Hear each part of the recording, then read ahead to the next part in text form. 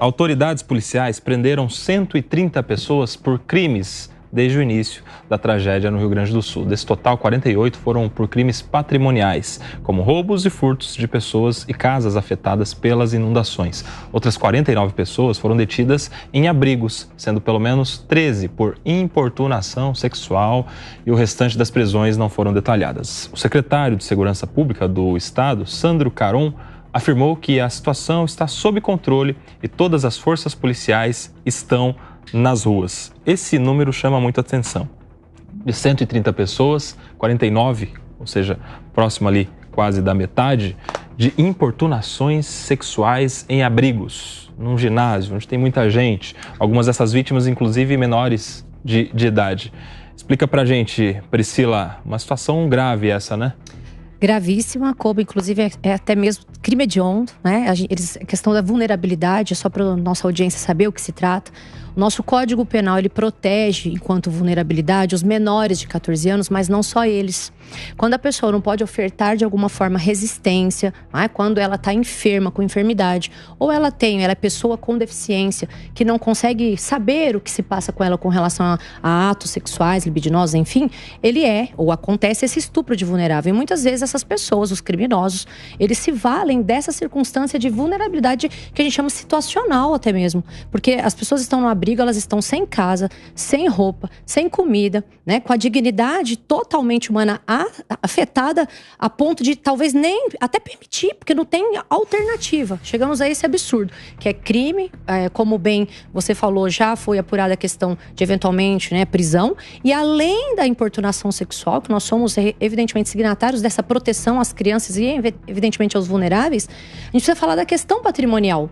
Por quê? Porque outro dia alguém me perguntou: mas não poderia alegar, por exemplo, estado de necessidade? A gente precisa falar sobre isso. O que é o estado de necessidade? A pessoa está diante de um perigo atual que não foi por ela provocado, certo? Isso aconteceu com a calamidade que a gente vive. Agora, uma coisa é a pessoa usar dessa calamidade, outra coisa é a pessoa, diante de um estado de necessidade famélico, ela precisa pegar de outro para poder prover a sua própria subsistência. Neste último exemplo que acabei de dar, que se trata aí de estado de necessidade, o Estado permite, há uma possibilidade da pessoa fazer isso, o que não é o que ocorreu com estes criminosos que foram presos. Até onde oportunista eu sei, mesmo, isso, né? O cara até onde eu sei, para que fechar minha fala, os 49 roubaram se aproveitando e não de uma situação famélica, como a gente vê que pode eventualmente acontecer lá. Em toda crise, uma oportunidade. Seja uma oportunidade de liderança, uma oportunidade de regeneração, de evolução, e também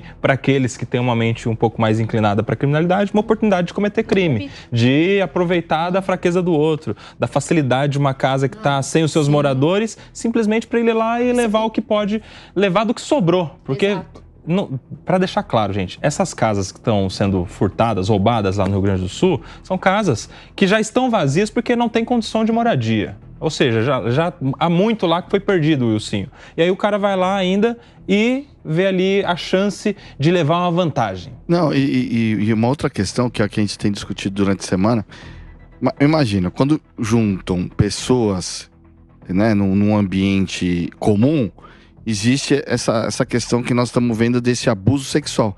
E querem nos convencer que colocar os presos junto com essas famílias vai estar ok. Não colocar o preso, não tem onde colocar, vai ficar todo mundo junto. Ou seja, quando já não é detento, nós já estamos com esses problemas de abuso de crianças, abuso de mulheres, colocar os detentos, colocar o nego que estava preso por estupro, por homicídio, por latrocínio, junto com famílias de bem, famílias inteiras, que aí tudo bem, não vai acontecer nada. Pelo amor de Deus, né? E o senhor, só para completar essa informação, porque eu estava nesse debate junto com você, o prefeito de Porto Alegre tomou um pito do Ministério Público, da Defensoria Pública e do Judiciário do Rio Grande do Sul, porque ele não quis, ele se recusou a colocar nos mesmos abrigos as pessoas que estão desalojadas com os presos que vêm do sistema fechado, para deixar muito claro, não são os presos do semiaberto, os presos do aberto, que esses logo no começo da crise colocaram uma tornozeleira e já foram para casa. Os presos que estão em penitenciárias inundadas, havia um esforço para colocar esses presos junto com os desalojados. E o prefeito de Porto Alegre falou, não vou colocar, e o Judiciário e a Defensoria Pública Pública disseram, não, peraí, você está sendo preconceituoso. Mas é um verdadeiro absurdo.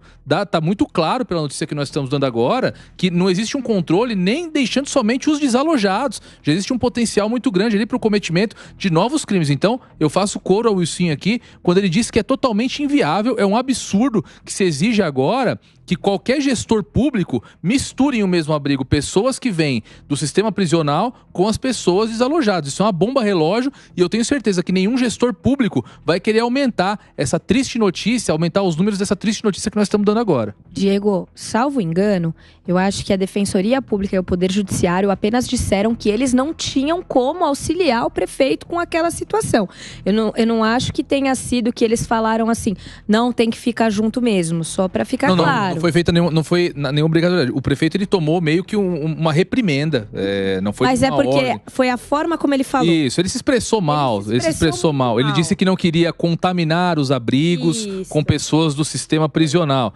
Mas de todo modo, é o que eu disse durante a semana. Temos que ter um pouco de empatia, né? Imagina hoje você ser prefeito de uma cidade como Porto Alegre, que tem todo tipo de problema acontecendo. E aí, segmentos do poder público, como o Judiciário e a Defensoria Pública, ao invés de te darem solução para algum problema, querem te entregar mais um problema na mão para você resolver. E parte dessas pessoas que estão abrigadas deixam a família, principalmente os homens, deixam as famílias nos abrigos, as crianças ou as mulheres, para ir socorrer outras vítimas, Eu ia tocar nesse ponto. Então, imagina, você quer fazer a solidariedade e coloca um bando de gente que é isso que falou. Não é o semiaberto, é o cara do latrocínio, é o cara do feminicídio, é o cara do estupro, é o cara do latrocínio, é o cara do homicídio. É essas pessoas que o cara que vai sair do abrigo para ajudar a sociedade, ajudar as outras pessoas que estão passando por dificuldades, vai deixar a família misturada. Pô, tem que ter um bom senso, no mínimo, né? Tem uma peculiaridade nisso, que essa questão acabou levando a um problema estrutural. Por quê?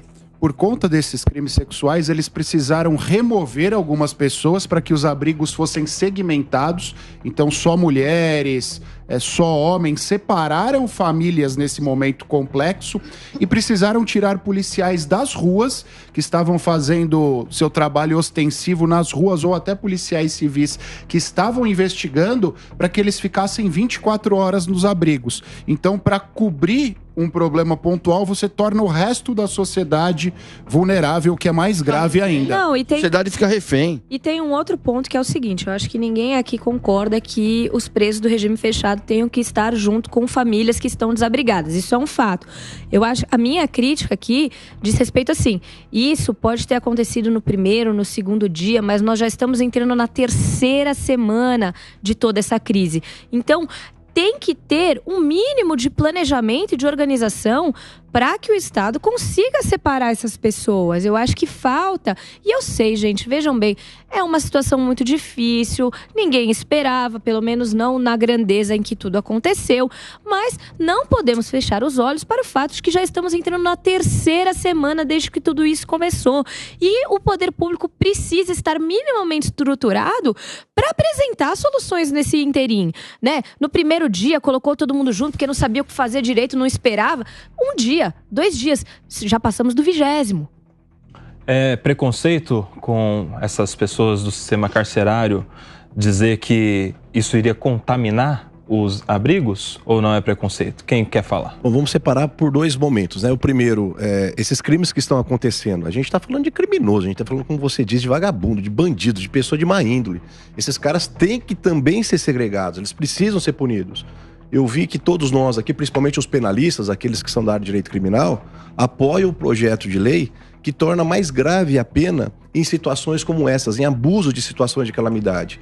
E em que pese alguns terem sido contrários, eu vi aqui as manifestações, estão querendo criar novas leis. As leis existem exatamente para isso, para punir essas situações pontuais. Outro fator é misturar o sistema carcerário agora com as pessoas que estão numa situação também de vulnerabilidade. Ora, existem alternativas. É claro que eu não estou inventando a roda, mas uma sugestão. Por exemplo, pegar esses criminosos e transferirem para outros sistemas penitenciários. Muitas das penitenciárias federais, inclusive hoje, estão longe de ter a sua carga máxima, a sua lotação máxima. Uma oportunidade seria isso. Ao invés de alocarem esses presos que são perigosos, que podem gerar ainda mais transtornos. Isso não tem nada a ver com preconceito. Isso tem a ver com proteção do cidadão de bem. Ao invés de alocar essas pessoas em abrigos onde potencialmente escalonariam crimes, que se os transfiram para o sistema penitenciário de outros estados ou até do sistema penitenciário federal. Até porque todos os estados estão ajudando, né? Ajuda com policial, ajuda com bombeiro, ajuda com a Sabesp de São Paulo. Defesa Civil, tudo.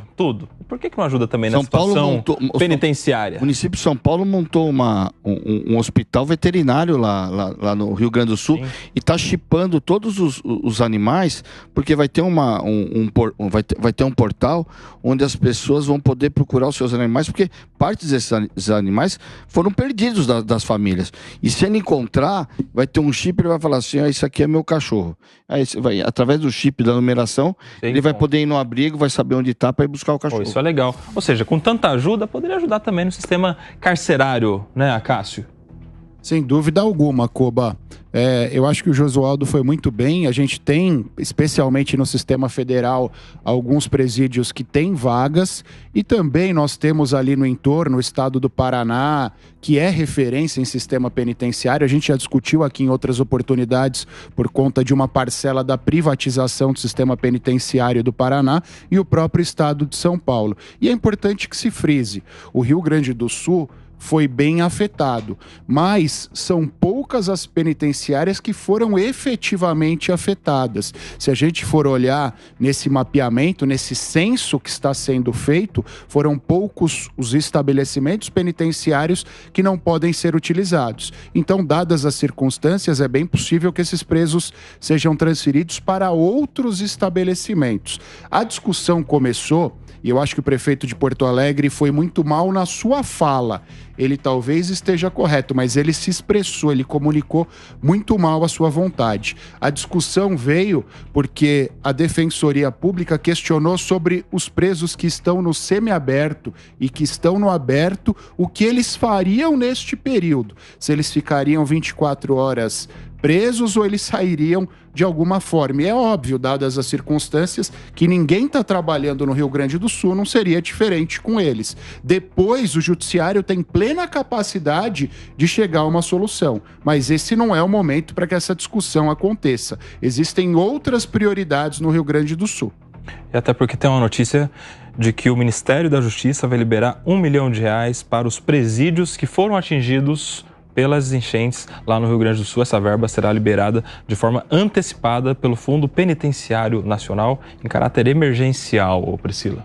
Eu só quero fazer aqui um adendo na fala do Acácio e também do Ilcinho, no sentido de que, até do Diego também, quando ele fala do prefeito, não é que há uma distorção propriamente dita na fala dele de contaminar. O que ele quis dizer é que, só justificando para a nossa audiência, quem está no regime semi-aberto e quem está no regime aberto, eles têm uma peculiaridade de sair do sistema prisional durante o dia, por exemplo, e voltar à noite para o estabelecimento. Já esses presos que estariam junto lá com os afetados, eles estariam no regime fechado, então eles já estariam segregados.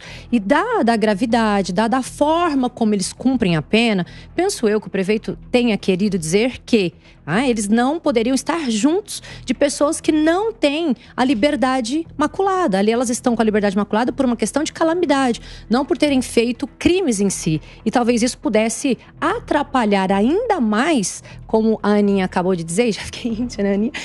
A Aninha acabou aqui de trazer para nós essa problemática envolvendo o Estado que não está preparado, na verdade, para nada. O nosso Estado, aqui eu preciso fazer um recorte, Koba, no sentido de que nós gastamos muito mais com consertar o estrago a preveni-lo. Então, o Estado não está nem preparado para os segregados, para os não segregados. E aqui, é por isso que a gente tem muita doação de uma coisa e ainda, graças a Deus, que nós tivemos por uma questão humanitária, do mesmo lado que a gente tem. Eu acredito que os bons ainda são a maioria, como o Diego trouxe aqui pra gente, mas os maus devem ser punidos. E por os bons serem a maioria, que a gente está tendo a possibilidade das pessoas serem, de alguma forma, terem as suas roupas, terem comida, em excesso até, né, pelo que diz. Até os Correios estão pedindo para que não se doem roupas, mas que deem uma preferência à doação de água, né, produtos de higiene. Então as pessoas se solidarizam. precisam. E em razão disso, né, penso eu, que o prefeito pensa, olha, a pessoa está precisando de ajuda, eu vou colocar com um segregado, com uma pessoa que está num regime fechado, eu preciso ajudar urgentemente, penso que ele tenha dito isso, vocês me corrijam aí se foi em sentido contrário, mas eu preciso ajudar essas pessoas que estão precisando urgentemente de auxílio que é dado pelas pessoas, ainda bem, né? Porque o Estado, por mais que nós vimos aí que, e falo Estado, tanto estadual, tá, quanto federal, por mais que tenha tido auxílio de todos, se não fosse a população, né, nós teríamos um estrago ainda maior, né? Não só aí com segregados. Boninha, eu acho que quando ele fala contaminar o ambiente, é claro que ele não está falando, imagino, de que é uma pessoa que tem ali uma doença, né? Um problema contagiante, não é isso? É contaminar a segurança do ambiente, sim, né? Pô, o cara tem um histórico, o cara tá ali preso é porque não foi de graça, né? Tá preso porque cometeu algum crime, o cara tá preso porque tem um histórico de ofender direito de outras pessoas. Não. Seria isso, né? Com certeza. É que assim, a palavra contaminar acabou soando muito ruim, né? Tem vários exemplos. Eu usaria a mesma palavra, com todo respeito. Eu usaria as palavras piores. Você estaria sendo criticado na internet. Mas meu amigo, quem é que não é criticado nessa internet? Mas a questão é a seguinte, apesar do vocabulário aí ter sido utilizado de forma inadequada, eu acho que todo mundo aqui, em maior ou menor grau, concorda com o prefeito que ele está enfrentando uma verdadeira catástrofe. Ele está tentando proteger a segurança, a integridade física e moral dessas pessoas que perderam tudo, perderam as suas casas, perderam absolutamente tudo o que tinham conseguido durante suas vidas. E aí, no paralelo, ele precisa proteger essas pessoas de pessoas que estavam presas porque em determinado momento atentaram contra esta mesma parcela da sociedade que agora está desabrigada. Ou seja, eu estou colocando junto com aqueles que perderam tudo, aqueles que, sem ser num momento tão excepcional, tentaram tirar daquelas pessoas, abusaram daquelas pessoas. Então você imagina, e aí posso estar aqui fazendo uma presunção, mas você imagina que aquelas pessoas estejam talvez ali intencionadas a fazer aquilo novamente, se aproveitando inclusive dessa situação de vulnerabilidade. E um governante está no seu papel de defender a segurança dessas pessoas. Ninguém tá tirando o mérito dele. É só uma questão de que ele se colocou de forma inapropriada e acabou parecendo uma pessoa insensível também com esses presos que estavam lá cumprindo as suas penas, tentando se ressocializar e também tiveram ali o seu abrigo perdido. Tá rolando muita boa vontade aqui, gente. Vamos descer pro mundo real. Então. Imagina que quem tá no sistema fechado é ali. É um chefe de facção criminosa, é um grande homicida. Você acha que esse cara vai ficar num abrigo, comendo marmita morna, junto com o pessoal que perdeu a sua casa? Esse cara vai pegar a primeira brecha de segurança que tiver, primeiro que ele vai fugir. Ele vai fugir. E você vai colocar um monte de potenciais líderes de facção criminosa, de homicidas, enfim, toda sorte de crimes terríveis aí na rua.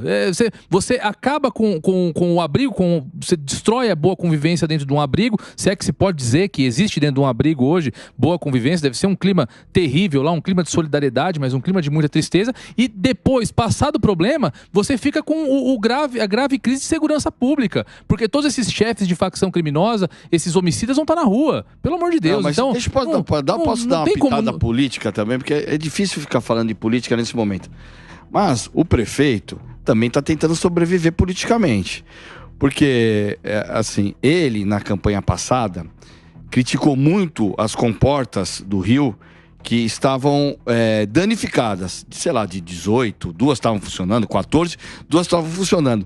E agora, no desastre, essas 2 que estavam funcionando, só elas estavam funcionando ainda. Ele prometeu resolver um problema que, lógico, pela quantidade de água, nem acho que se as comportas estivessem funcionando, o desastre seria menor.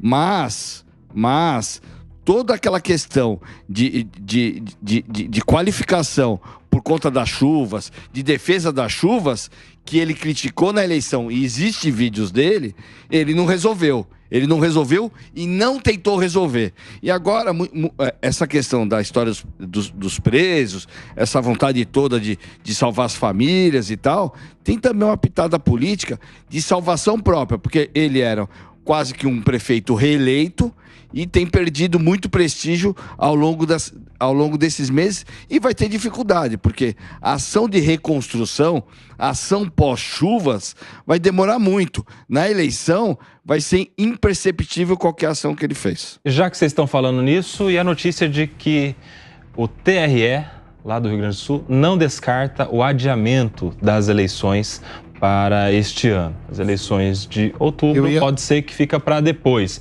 Isso atende ao interesse dos prefeitos, ou Wilson, na sua opinião, é bom para eles que fiquem para depois ou é melhor já ser a eleição? O meu artigo dessa semana é justamente essa questão da... Artigo onde? Divulga. É um artigo que eu faço e distribuo para Deus o mundo, e é sobre essa questão das eleições. Acho que você não está recebendo, hein, Cobá? Não estou prestigiado, tá certo. É sobre essa questão. Na verdade, a imprensa deu essa notícia como se fosse algo que o mundo político estivesse pensando e não o Tribunal Superior Eleitoral. Porque o próprio Alexandre Moraes deu uma declaração que vão ter as eleições, que se ele não conseguir, se realmente essa questão das urnas danificadas for um problema, ele vai colocar as urnas manuais e vai manter as eleições nesse ano. Acho que... Pode concluir. Não, acho, só se tem notícia nova, mas a notícia que eu tinha, inclusive, fiz em cima do artigo, era essa. E acho que essa questão das chuvas é prejudicial para os prefeitos, né? Porque, volto a te dizer, nesse momento tá todo mundo solidário, todo mundo tentando te ajudar. Mas a hora que as chuvas... o nível do rio baixar, as pessoas começarem a vida normal, se não tiver uma ação efetiva dos prefeitos e os prefeitos não conseguirem se comunicar com a população, eles vão sofrer prejuízo eleitoral. Antes de você ler, se a gente lembrar, as eleições municipais, as últimas de 2020, também foram adiadas por conta da Covid, né? Elas foram adiadas em 45 dias. A informação é de ontem do Correio Brasiliense. Ele fala que a presidente do tribunal, que é o TRE, ou seja, o Tribunal Eleitoral lá do estado do Rio Grande do Sul, não descarta o adiamento das eleições, justamente citando estragos em cartórios eleitorais, em urnas eletrônicas e também até o estado emocional do eleitorado tem este detalhe. O Alexandre Moraes é prematuro falar disso agora, né? Pois é. Não, tem coisa muito mais importante para o Estado cuidar nesse momento do que falar de eleições. Eu acho muito engraçado que estão falando de eleições e ninguém está falando de todas as crianças, de todos os adolescentes que estão sem aula. E quem ia prestar vestibular no final do ano, que tinha que estar estudando, tinha que estar se preparando para entrar numa boa faculdade. E isso ninguém fala. O que é importante é só ser eleito. E nem só isso, não cortando como. Mas e as pessoas que precisam acessar, por exemplo, eu vi lá que a Receita Federal está fazendo um mutirão digital, as pessoas não estão tendo acesso a nada para agora, para hoje, não para outubro. Salvo o melhor juízo é isso, né, gente? Chega agora no...